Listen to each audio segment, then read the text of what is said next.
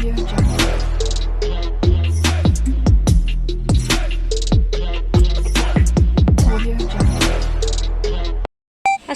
আলাইকুম viewers, welcome to my Rumana's life. তো রুমানাস লাইফে তো সারাদিন কত কিছু চলে, সেখান থেকে আজকে আপনাদের জন্য নিয়ে আসছি আলুর চপ বানানো। যেহেতু রোজা, ইফতারিতে আমরা অবশ্যই এটাই ট্রাই করব। তো আগে আমি আলুটাকে ভালো মতো ধুয়ে সেদ্ধ করে নিয়েছি। এখন আমি এভাবে ম্যাশ করা দিয়ে ভালো মতো ম্যাশ করে নিতেছি। আমার আলুটা প্রায় ম্যাশ করা হয়ে গেছে, আমি এভাবে ঘুরিয়ে ঘুরিয়ে নিচ্ছি। ভিউয়ার্স, আমার আলু ম্যাশ করা হয়ে গেছে। এখন আলুটাকে এভাবে একটু সাইড করে নিতেছি। সাইড করে নিয়ে আমি এতে দিয়ে দিব পেঁয়াজ বেরেস্তা, যেটা আমি আগেই তৈরি করে রেখেছিলাম। আমি এভাবে এয়ারটাইট কন্টেনারে নিয়ে নিয়েছিলাম। এখন দিয়ে দিলাম। আমি সাথে দিয়ে দিব চিলি ফ্লেক্স, যেটা শুকনা মরিচ। আমি হালকা তেলে ব্লেন্ডারে ব্লেন্ড করে চিলি ফ্লেক্স বানিয়ে নিয়েছি। এই যে দিয়ে দিলাম। এই মরিচটা অনেক ঝাল, তাই আমি একটু অল্পই দিলাম। এখন দিয়ে দিব পরিমাণ মতো লবণ। দিয়ে দিলাম লবণ। এখন আমি এটা দিয়ে দিব ধনিয়াপাতা।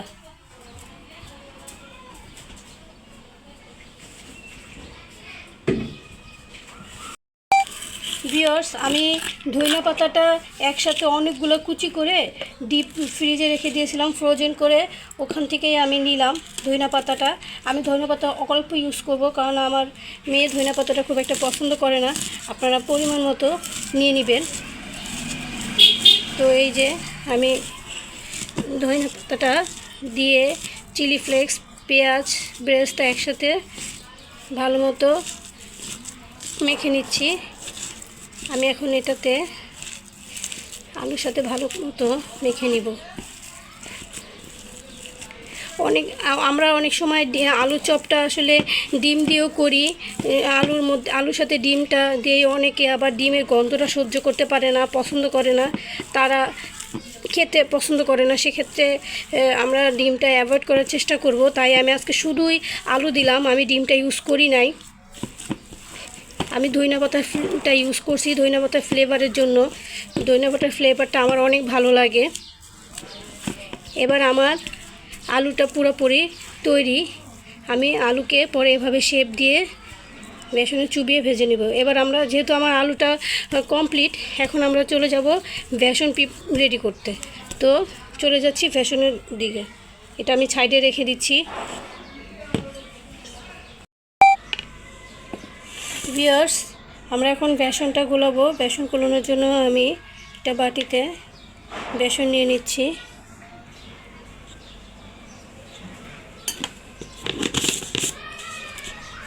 আমি বেসনের মধ্যে দিয়ে দিব চিলি ফ্লেক্স, অল্প একটু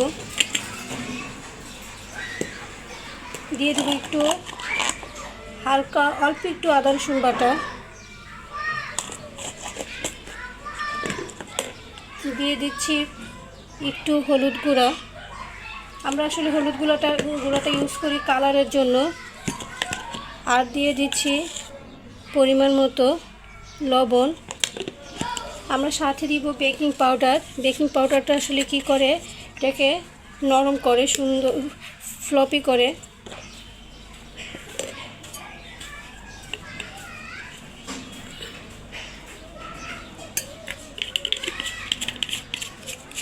আমি সাথে দিয়ে দিব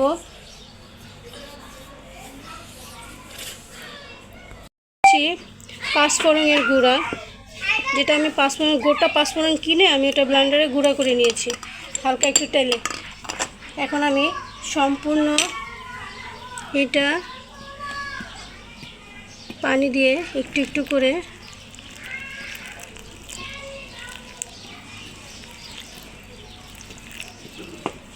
গুলিয়ে নিব ভালো মতো।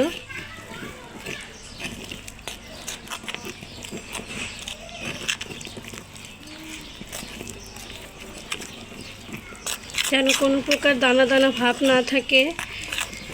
আসলে বেসন গোলানোটাই অনেকটা ইম্পর্টেন্ট একটা ব্যাপার। যদি বেসনটা ভালো মতো গোলানো না হয়, ভালো মতো মশলাটা অ্যাড না হয়, সেক্ষেত্রে বেসনটা ভালো হয় না এবং আলুর চপটাও ভালো হয় না, ফুলে না, ক্রিস্পিও হয় না।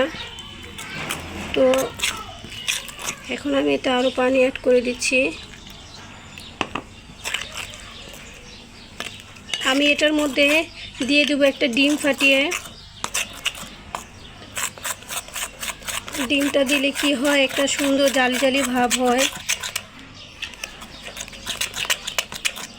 আমি এখন এটাতে অ্যাড করবো একটা ডিম।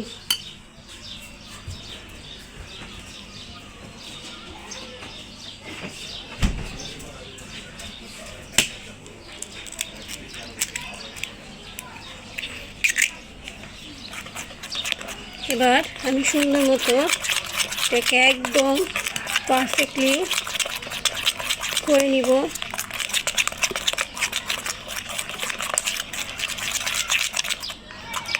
এটা অনেক স্বাস্থ্যসম্মত, বাচ্চারা অনেক বেশি পছন্দ করবে। একটা ডিমের অন্যরকম ভাজা ভাজা একটা ফ্লেভার থাকে এবং যেহেতু আমরা এটা ডিম ইউজ করছি, আলু ডিম, অবশ্যই এটা সবার জন্য খুবই স্বাস্থ্যসম্মত, শরীরের জন্য ভালো। অনেকে ডিম সেদ্ধ খেতে চায় না, যে কারণে আমাদের অনেক কমতি থেকে থাকে। সেই এটা এভাবে ডিমটা আসলে খেলে অনেক সময় ডিমের যে কমতিটা ওটা পূরণ হয়ে যায়। এই যে দেখেন আমার বেসনটা পুরোপুরি রেডি। এখন আমরা ভাজতে চলে যাব। যেহেতু আমাদের সব বেসন তৈরি, আলুও তৈরি, আলুর ডো, এখন আমরা চলে যাচ্ছি ভাজার জন্য। এই যে এখন আমাদের তেলটা রেডি হয়ে গেছে, গরম। আমি এটার মধ্যে দিয়ে দিচ্ছি আলু, বেসনের মধ্যে চুবিয়ে এভাবে একটা চামচে উঠিয়ে নিচ্ছি, দিয়ে দিলাম। এক এক করে সব দিয়ে দিব। এই যে এভাবে আমি চামচ ইউজ করছি।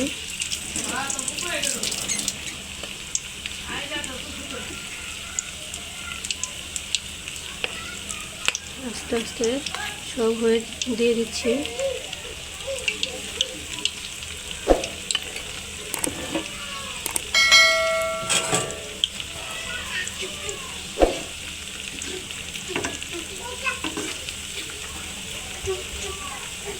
আমাদের যে এক্সট্রা থাকবে এগুলো, যে আমরা ডিম দিয়েছিলাম তো, যে কারণে এরকম হয়েছে, জালি জালি হয়েছে, এটা আমরা পরে তুলে নিব এক এক করে। আগে একটু হয়ে নেক। আমি আরও দিয়ে দিচ্ছি, যেহেতু আমাদের স্পেস আছে তো আমরা আরও দিয়ে দিব।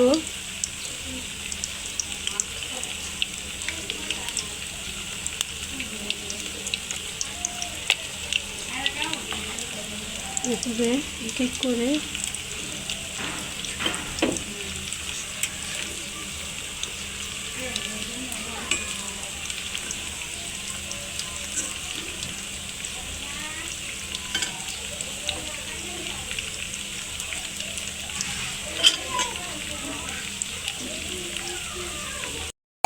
ভিউয়ার্স, আমি এই যে আমাদের আলুর চপের এক পাশ হয়ে গেছে, আমি এখন এটাকে উল্টে দিচ্ছি। এই যে ব্রাউন ব্রাউন হয়ে গেছে কালারটা, আমরা দেখেন কি সুন্দর ফুলছে এবং ক্রিস্পিও হচ্ছে।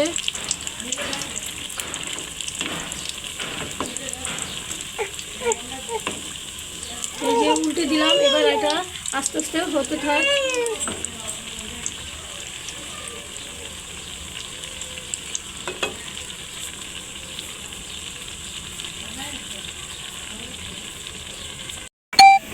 ভিউয়ার্স, আমাদের এটা হয়ে গেছে, এখন আমি এটা তুলে নিচ্ছি।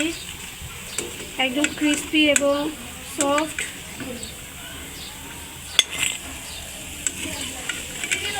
সব আমি এবার তুলে নিচ্ছি।